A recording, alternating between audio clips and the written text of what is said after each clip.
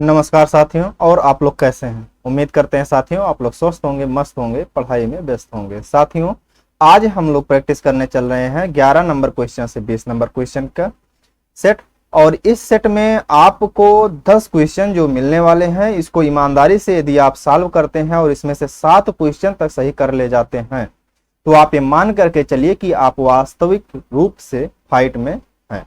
यदि 7 क्वेश्चन से कम आपके सही होते हैं तो आप ये मानिए कि अभी आपको प्रैक्टिस करने की जरूरत है, और बहुत ज्यादा प्रैक्टिस करने की जरूरत है। और इसको आप जितने भी प्रश्न इसमें से मिलते हैं जो कि आपको नए लगते हैं, हम आपसे कहेंगे कि आप इनको लाइन बाय लाइन लिख लीजिए कि हाँ ये वाला, जैसे कुछ भी हो प्रश्न उसका आप एक लाइन में लिख लीजिए वो डाटा। तो आप उसी कॉपी में लिखिए जो आपकी मेन कॉपी है। तो उससे क्या होगा कि आपको अलग अलग नोट्स नहीं पढ़ना होगा, एक ही नोट्स में एक ही जगह पे आपको सब कुछ मिल जाएगा। तो साथियों उम्मीद है कि आप इस सेट को बहुत ईमानदारी से सॉल्व करेंगे और सॉल्व करके अपने आप को जरूर देखेंगे कि आप कितना सही कर रहे हैं। यदि इससे कम सही होता है तो इसमें ऐसी भी बात नहीं है कि आप बहुत कमजोर हैं, बस इतना है कि आपको थोड़ा सा प्रैक्टिस और बढ़ाने की जरूरत होगी। तो आइए स्टार्ट करते हैं साथियों हम लोग आज का अपना सेट। जैसा कि इसके पहले हमने और भी सेट करवा दिए हैं, लेकिन ये जो 125 क्वेश्चन का श्रृंखला हमने लिया है और इसमें से 10 क्वेश्चन हमने सॉल्व करवाया है, तो वो प्लेलिस्ट में पड़ा हुआ है। आप उसको अगर नहीं सॉल्व किए हैं तो वहां पे जाकर के देख सकते हैं, वहां पे सॉल्व कर सकते हैं। अब आपको अगर आपने सॉल्व किया है तो यह बताना है इस 10 नंबर क्वेश्चन का आंसर कि इसका आंसर क्या होगा। 10 नंबर क्वेश्चन का आंसर क्या होगा वो आप कमेंट बॉक्स में कमेंट जरूर करिएगा। तो चलिए हम लोग देखते हैं आज का अपना पहला क्वेश्चन। तो साथियों आपके सामने है अपसौर की स्थिति क्या होती है। तो अपसौर की स्थिति जो साथियों होती है वह ऐसी स्थिति होती है जब सूरज पृथ्वी से बहुत दूरी पर होता है। यानी कि सूरज जो होता है और पृथ्वी जो होती है इन दोनों के मध्य में जब अधिकतम दूरी होती है तो वह स्थिति अपसौर की स्थिति कहलाती है। और जब सूर्य और पृथ्वी के मध्य में दूरी निम्नतम होती है तो वह उपसौर कहलाता है। जैसे मान लीजिए कि आपने यहां पर ये है पृथ्वी, ये हो गया अर्थ, और ये हो गया क्या, यहां पे आपका हो गया सन। और ये पृथ्वी जो होगी वो क्या करेगी, ऐसे दीर्घ वृत्ताकार कक्षा में चक्कर लगा रही होगी।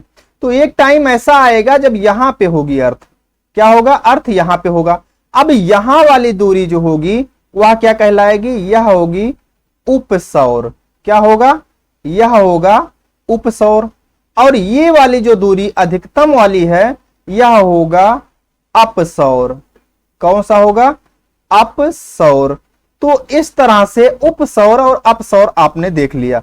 यानी कि जब यह अधिकतम दूरी पर है तो उपसौर, जब यह न्यूनतम दूरी पर है तब यह अपसौर, सॉरी यह न्यूनतम दूरी पर है तो उपसौर और दूरी अधिकतम है तो अपसौर।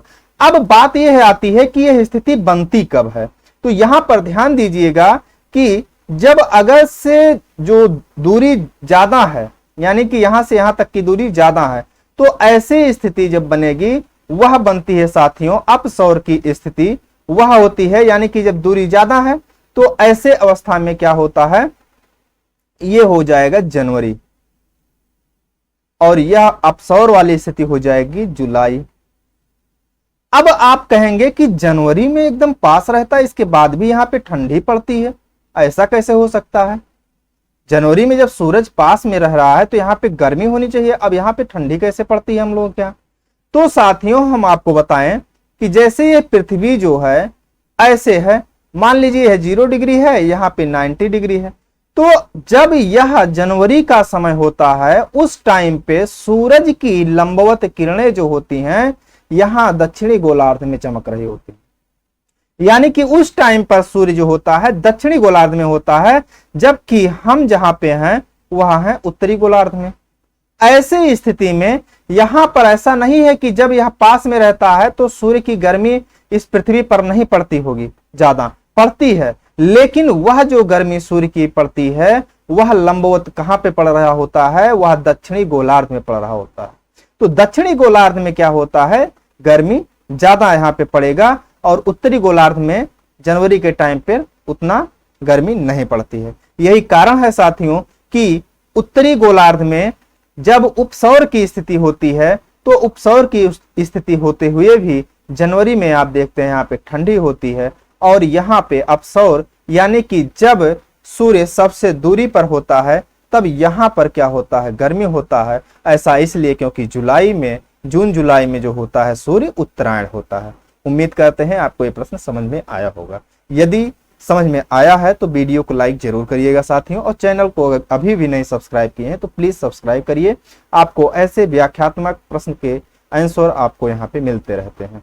चलिए, अब आपको ये क्लियर हो गया होगा कि ये वाली स्थिति जो है जनवरी वाली, यानी कि जो ये जो जुलाई वाली है, तो यह यहाँ पे है आपका, ये हो जाता है यहाँ पे, और ये जनवरी वाली स्थिति जो होती है ये यहाँ पे हो जाती है। यानी कि हमने यहाँ पे लिख भी दिया है, तो आप समझ गए होंगे इसका आंसर क्या हो सकता है। तो इस तरह से आइए हम लोग देख लेते हैं। तो आपको क्लियर पूरा हो गया होगा। ये हो गया किसका, जनवरी का, और ये हो गया जुलाई का। तो ये अपसौर वाली स्थिति क्या होगी, ये होगी इसकी। तो ये आंसर आपका इसका सही हो गया। चलिए नेक्स्ट क्वेश्चन को हम लोग देखते हैं साथियों। यहाँ पे दिया गया है मिलान करने के लिए, और मिलान भी अच्छा खासा क्वेश्चन है, इसको भी आपको सॉल्व करना चाहिए ईमानदारी से। आप यहाँ पे ध्यान दीजिएगा, यहाँ पे दिया गया सूर्य और चंद्रमा पृथ्वी के केंद्र पर समकोणिक स्थिति में है। तो आइए हम लोग यहाँ पे बना लेते हैं कि जब सूर्य और चंद्रमा, मान लीजिए कि यहाँ पर है कौन सा, पृथ्वी है, और यहाँ पे ये हो गई अर्थ, और यहाँ पे हो गया कौन सा, यहाँ पे मान लेते हैं कि मून हो गया, चंद्रमा हो गया, और यहाँ पे मान लेते हैं कौन सा हो गया, यहाँ पे मान लेते हैं कि सन हो गया। तो यह समकोणिक स्थिति में हो गए हैं। अब क्या कह रहे हैं, सूर्य और चंद्रमा पृथ्वी के केंद्र पर जब समकोणिक स्थिति में होते हैं तो परिणामी ज्वार जो आता है वो कैसा होगा। साथियों, जब यह लंबवत स्थिति में होंगे तो इसका ग्रेविटेशनल फोर्स इसको इधर खींचेगा, इसका ग्रेविटेशनल फोर्स इसको इधर खींचेगा। तो इस तरह से उच्च ज्वार की स्थिति ना तो इधर बन पाएगी ना तो इधर बन पाएगी। तो कहाँ पे क्या होगा, यहाँ पे पृथ्वी पर जो ज्वार आएगा वह होगा निम्न ज्वार, यानी कि लघु ज्वार। तो इसका मिलान हो जाएगा 2 से। आगे देखते हैं हम लोग। इसमें अगर विकल्प में देखें तो हम लोगों को आंसर मिल जा रहा पहले वाले में ही। आगे देख लेते हैं हम लोग। तो इस तरह से नेक्स्ट है कि सूर्य, चंद्रमा और पृथ्वी एक सीधी रेखा की स्थिति में जब हो, तो मान लेते हैं ये कह क्या रहे हैं, ये कह रहे हैं कि सूर्य हो गया और चंद्रमा हो गया और अर्थ हो गया, ये सभी एक सीधी रेखा में हैं। तब ज्वार कैसा होगा, जब ऐसी स्थिति में होंगे साथियों, तब आप देख रहे हैं कि चंद्रमा भी अपने तरफ खींच रहा है इसको, और पृथ्वी को जो है ग्रेविटेशनल फोर्स इस तरह से सूर्य भी लगा रहा है इसी साइड में। तो पृथ्वी पर जब सूर्य भी और चंद्रमा भी दोनों एक साइड में लगा रहे हैं तो साथियों यहाँ पर जो ज्वार आएगा वह उच्च ज्वार आएगा। तो ऐसी स्थिति में बी का आंसर हो जाएगा 1। इसके बाद आते हैं हम लोग। चंद्रमा पृथ्वी से समस्थित स्थिति में जब होता है, समीप स्थित होता है, तब उसको क्या कहते हैं, और चंद्रमा पृथ्वी से दूर स्थित जब होता है तब क्या कहते हैं। सेम वैसे ही है जैसे उपभू और अपभू। मान लेते हैं कि यहाँ पे जैसे सन था केंद्र में, यहाँ पे हम मान लेते हैं अर्थ है, और यहाँ पे मान लेते हैं कि यहाँ पे क्या हो जाए, यहाँ पे मून हो जाता है, और यहाँ पर क्या हो जाता है, यहाँ पर मून हो जाता है। तो ये चंद्रमा जो है इस तरह से चक्कर लगा रहे दीर्घवृत्ताकार में केंद्र से पृथ्वी को केंद्र मान करके। तो इस तरह से यहाँ तक की दूरी और यहाँ से यहाँ तक की दूरी जो होती है यही न्यूनतम और अधिकतम होती है। तो ये जो न्यूनतम स्थिति होती है साथियों, इसको क्या कहते हैं, इसको कहते हैं उपभू, और इसको क्या कहते हैं, इसको कहते हैं अपभू। तो अब यहां पे आ जाइए, हमें जो आंसर मिलना है, यहां पे कह रहा है चंद्रमा पृथ्वी से समीप स्थित में जब होता है, यानी कि जब समीप में स्थित होता है तो क्या होता है, उपभू। तो इसको यहां से मिला दीजिए इसको। इसके बाद कह रहा है चंद्रमा पृथ्वी से दूर स्थित में जब होता है, चलिए तो दूर स्थित में अपभू। अब क्या हुआ, अब हमें जो आंसर है वो मिल पा रहा कि नहीं मिल पा रहा, इसको हमें देखना है। तो साथियों जैसा कि हम लोगों ने यहाँ पे देख लिया, यहाँ पे पहले का दूसरा है, दूसरे का पहला है, तीसरे का चौथा है और चौथे का तीसरा है। 21 43 जिसमें हो वही मिल जाएगा हमें आंसर। तो साथियों यही पहले वाले विकल्प में हमें मिल जा रहा है 21 43। तो इस तरह से हमारा ये विकल्प सही होगा। आगे देखते हैं नेक्स्ट 13 नंबर क्वेश्चन को। तो साथियों इसमें कह रहा है निम्नलिखित में से कौन पी भूकंपीय तरंगों की छाया कटिबंध को प्रदर्शित करता है। यहां पे कह रहा है पी तरंग को प्रदर्शित करने वाला जो छाया होता है वह कितना होता है। तो साथियों वो जो होता है 105 से 145 के बीच में यह होता है। आपको ये पता होगा कि इस तरह से जब ये होता है स्थिति और मान लेते हैं कि यहाँ पे भूकंप आ रहा हो, तो ऐसे में इस तरह से और इस तरह से, ऐसे में इस तरह से और इस तरह से ऐसे होता है। और यहाँ पर लिखा गया होता है 105 और यहाँ पे लिखा गया होता है 145। तो इस तरह से 105 और 145 के बीच में साथियों ये आपको मिल जाता है। ठीक है, ये और ये, तो इसका आंसर आपको हो जाएगा सी मिल जाएगा। ठीक है, चलिए नेक्स्ट प्रश्न पे देखते हैं। आकाश नीले रंग का दिखाई देने का कारण निम्न में से कौन सा है। तो इसमें जो दिया गया है माई प्रकीर्णन, माई प्रकीर्णन कौन सा प्रकीर्णन, आवरणात्मक प्रकीर्णन, यहाँ पे हमें लगता है साथियों कुछ मिस्टेक है। यहाँ पे डगलस प्रकीर्णन दिया गया, रिले प्रकीर्णन, तो यहाँ पे रिले प्रकीर्णन सही होगा। आगे देखते हैं नेक्स्ट है भारतीय मानक रेखा 82.5 डिग्री निम्नांकित में से किन राज्यों से नहीं गुजरती है। तो साथियों आज हम इसका एक ट्रिक आपको बताते हैं और ये जीवन में कभी भी नहीं भूलेगा, कभी नहीं भूलेगा अगर ये ट्रिक आप आज ध्यान से देख लेते हैं तो ये ट्रिक जैसे कि आप जानते ही हैं, ट्रिक बनाया ही इस तरह से जाता है कि जिससे कि आपको याद रहे और इंटरेस्टिंग थोड़ा सा रहे। कुछ उसमें जो है श्रृंगार रस वगैरह डाल दिया जाता है, तो कॉमेडी वगैरह, तो उसमें थोड़ा याद ज्यादा आसानी से हो जाता है। तो इसमें भी ऐसे ही हमने एक ट्रिक बनाए हैं। तो ट्रिक है साथियों, जैसे कुछ टाइम पहले आप देखेंगे तो एक गाना आया था, तेरे नाम का शायद मूवी था, उसमें था ओढ़नी ओढ़ के नाचो। तो वो गाना एक उस टाइम पे बहुत छाया था, यूपी बिहार में खूब चल रहा था, एकदम छाए हुए था। तो यहाँ पे हमें उसी गाने का एक ट्रिक के रूप में लेना है और वो जो गाना है उसको क्या लेना है हमें ट्रिक के रूप में, कैसे उसको हम लोग देख लेते हैं। जैसे यहाँ पे ध्यान दीजिएगा, उसमें ट्रिक क्या है कि यूपी में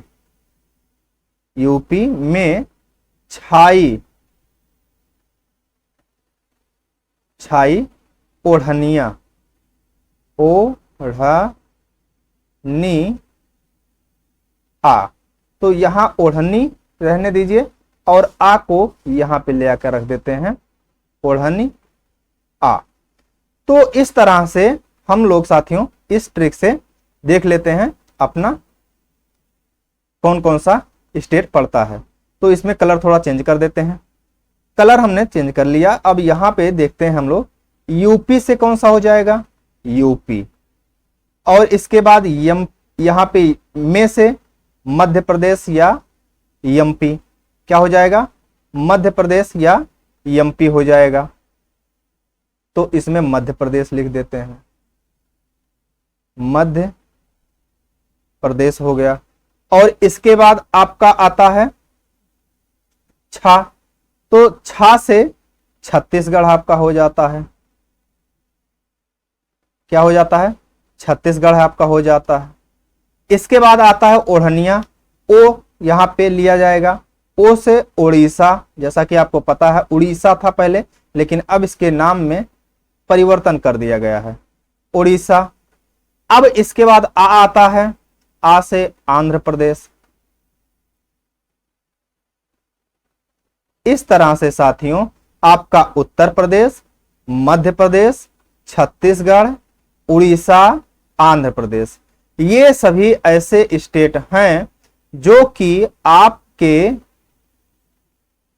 मानक समय रेखा जो 82.5 डिग्री खींची गई है उसको क्रॉस करते हैं, उसको क्रॉस करते हुए ये जाते हैं। ठीक है, तो इस तरह से आपने यहां पे देख लिया। अब इसको मैप पर देखिएगा। मैप पर साथियों नीचे देखिएगा, यहां पर उत्तर प्रदेश, मध्य प्रदेश, छत्तीसगढ़ और इसके बाद उड़ीसा और आंध्र प्रदेश थोड़ा सा, इसके बाद ये चला जाता है इधर सागर में। यहां पे तमिलनाडु को छोड़ देता है, इस चीज को ध्यान दीजिएगा, तमिलनाडु में नहीं जाता है। तो इस तरह से इसमें क्या हो जाएगा आपका उत्तर, यहाँ पे 82.5 डिग्री की बात हम लोग कर रहे हैं, 82.5 डिग्री की बात हम लोग कर रहे हैं, जो कि भारत की मानक समय रेखा है। ठीक है, तो इस तरह से 82.5 डिग्री की बात कर रहे हैं। तो इसमें अब आप बताइए उत्तर आंध्र प्रदेश है कि नहीं है, तो आंध्र प्रदेश है। इसके बाद छत्तीसगढ़ है कि नहीं है, ये भी है। मध्य प्रदेश है कि नहीं है। तमिलनाडु नहीं है। तो इस तरह से साथियों ये वाला विकल्प हो जाएगा गलत और यही वाला आपका हो जाएगा आंसर। आगे चलते हैं मित्रों, यदि आपको वीडियो पसंद आया हो अभी तक तो प्लीज सब्सक्राइब जरूर करिएगा साथियों। सब्सक्राइब करेंगे तो हमारा मोटिवेशन बढ़ेगा और हम और अच्छे से इसको सॉल्व करवाने का प्रयास करेंगे। इसमें ज्यादा से ज्यादा इंपॉर्टेंट क्वेश्चन लाएंगे जो आपसे छूट रहे हो। यहाँ पे देखिएगा साथियों 16 नंबर क्वेश्चन है, इर्गोग्राफ के प्रणेता कौन थे। इर्गोग्राफ की बात कर रहे हैं, तो इर्गोग्राफ के प्रणेता जो हैं साथियों कौन है, यहाँ पे ए गैडीज दिया गया है, ए जी ओगिल्पी दिया गया है, ए के लोबेक दिया गया है, ए रॉबिन्सन दिया गया है। तो इसका जो आंसर होगा साथियों वह होगा गैडीज। यहाँ पे क्या हो जाएगा, यहाँ पे आपका ए गैडीज हो जाएगा इसका आंसर। ठीक है, तो इस तरह से आगे हम लोग चलते हैं नेक्स्ट प्रश्न पे। 17 नंबर पे साथियों दिया गया है जो वह है भूमि उपयोग लक्षण और पारंपरिक रंग कूट। तो इसमें बहुत आसान है साथियों, ये बहुत आसानी से आप कर ले जाएंगे। यहाँ पे दिया गया है आपको भूमि उपयोग का लक्षण जो होता है और पारंपरिक रंग का जो कूट होता है वह कैसा होता है। तो यहाँ पे ध्यान दीजिएगा, यहाँ जो कृषि क्षेत्र होता है वह दिया गया है, जलाशय जो होता है वह दिया गया है, निर्मित क्षेत्र जो होता है वह दिया गया है, अकृषि क्षेत्र जो होता है वह दिया गया है।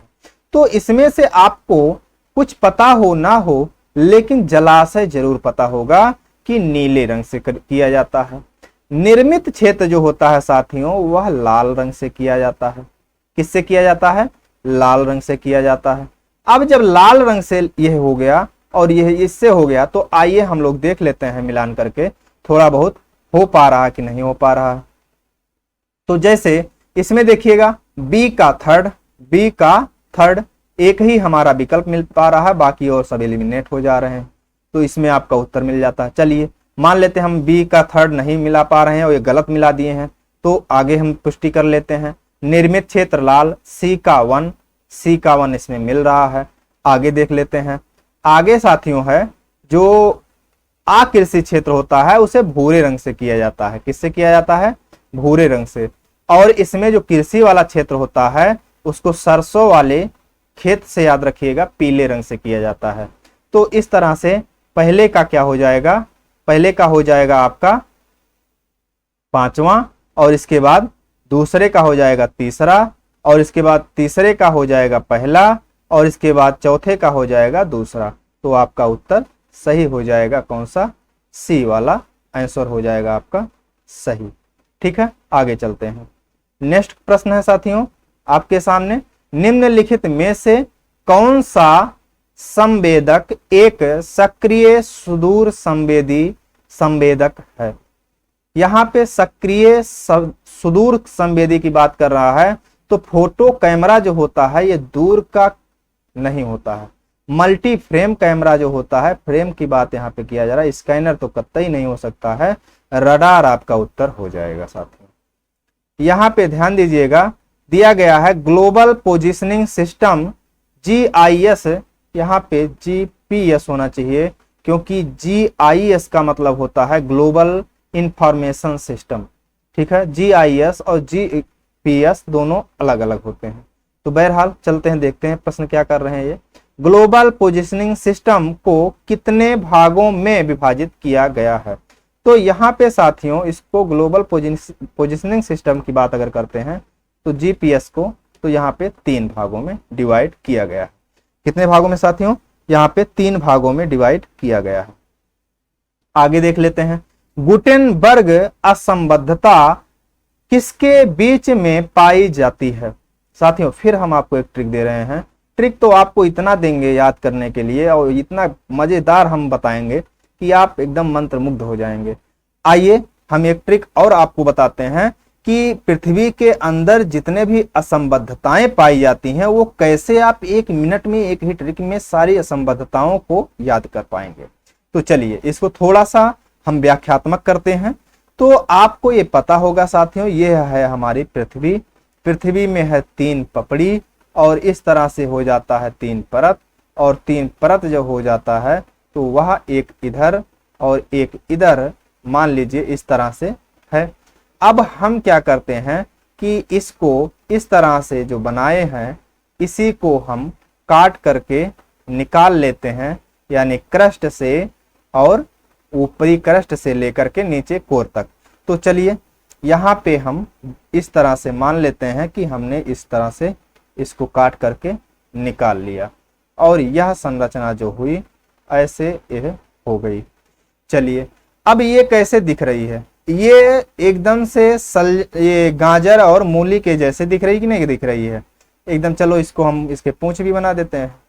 चलो अब हो गया गाजर। चलो ठीक है, अब ये गाजर मूली हो गया। तो साथियों इस गाजर की अगर कमर देखेंगे आप तो ये है, मान लेते हैं इसके ऊपर से इसका भाग हो गया आधा और इसके नीचे हो गया आधा, तो ये बीच वाला कमर हो गया। तो इसका कमर जो है साथियों वह क्या हो रहा है, नीचे जाते जाते यहां तक क्या हो जा रहा है, इसका कमर गुल हो जा रहा है, यानी कि खत्म हो जा रहा है। तो इस तरह से ये हमारा ट्रिक होगा और ये ट्रिक जो होगा साथियों, इसी ट्रिक पर ही आपका पूरा असंबद्धता याद हो जाएगी। तो ये हो गया, ये हो गया और ये हो गया। कुल मिलाकर के अब कितनी परत हो गई? जैसे आपको ये पता है कि ये वाला अगर आप देखते हैं तो यह एक हो गया क्रस्ट। ये पूरी परत अगर हो जाती है तो ये हो जाता है क्रस्ट। ये वाली मेंटल और ये वाली कोर। अब क्रस्ट जो है वह 2 भागों में, ये जो है वह 2 भागों में और यह जो है कोर वह 2 भागों में है। क्रस्ट जो है ऊपरी क्रस्ट और निचली क्रस्ट, ऊपरी कोर और निचला कोर, और ऊपरी मेंटल और निचला मेंटल। चलिए इतना हमें हो गया।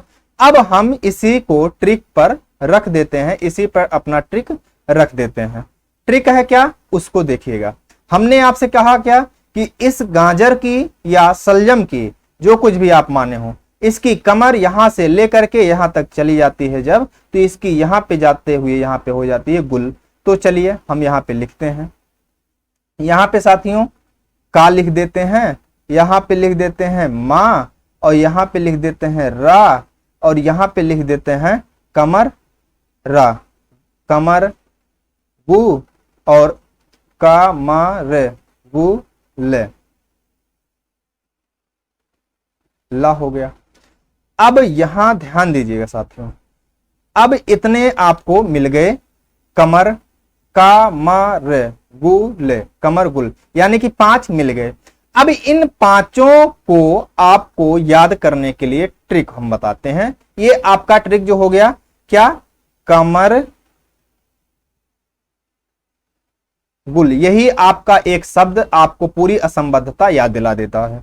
तो इसमें कमर गुल में आप कैसे क्या क्या याद करेंगे, का से?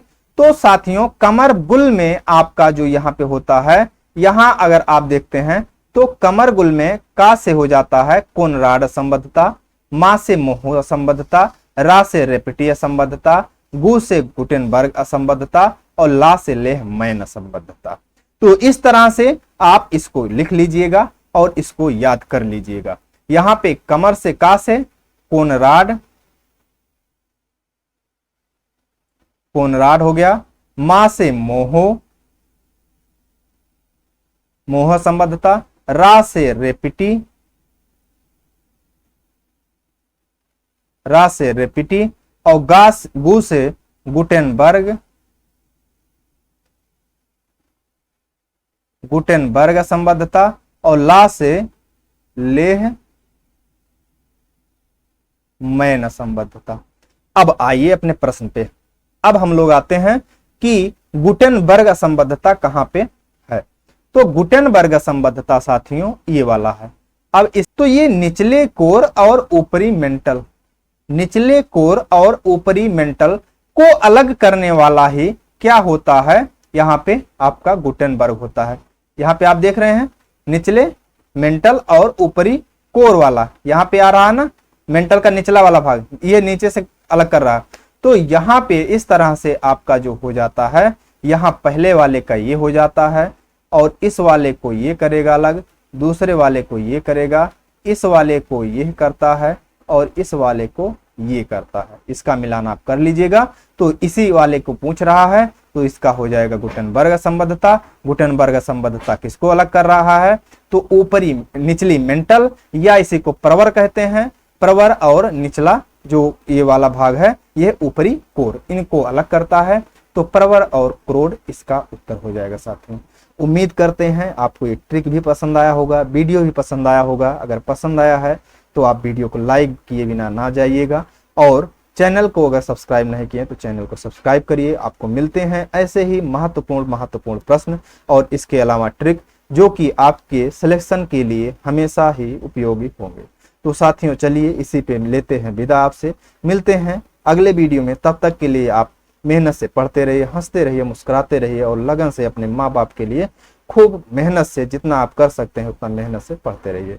चलिए मिलते हैं किसी नेक्स्ट वीडियो में साथियों, तब तक के लिए धन्यवाद, नमस्कार, जय हिंद।